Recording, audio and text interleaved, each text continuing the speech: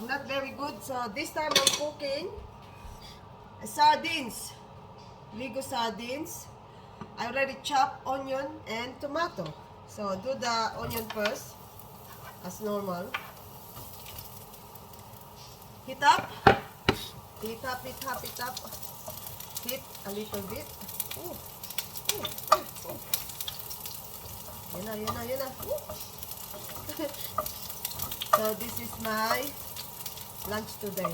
Ay, ayaw maghati. There we go. So,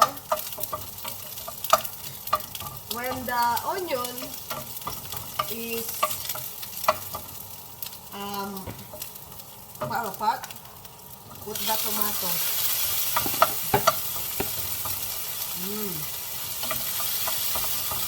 Then, while I'm doing that, I put some spices.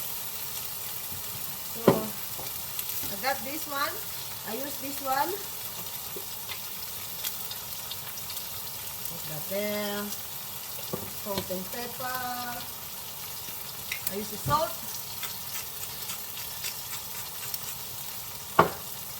Black pepper. And stir fry the onion and tomato while putting all those spices. So when all that really soft, if it blend together, look guys, so like that. Can you see it? Then put the sardines. Have a look guys. Have a look my cooking.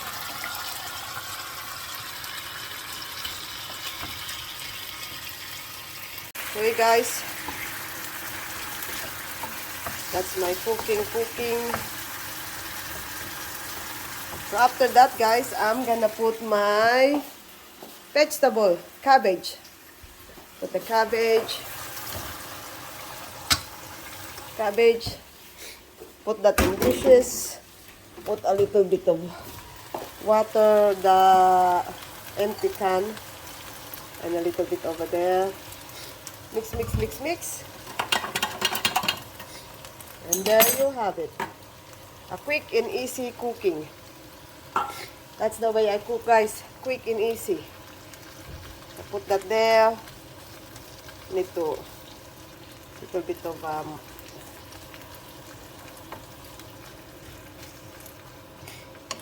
mix it. So all the spices and ingredients will mix well together. So this is my food for my lunch. So I'm not always cooking Filipino food.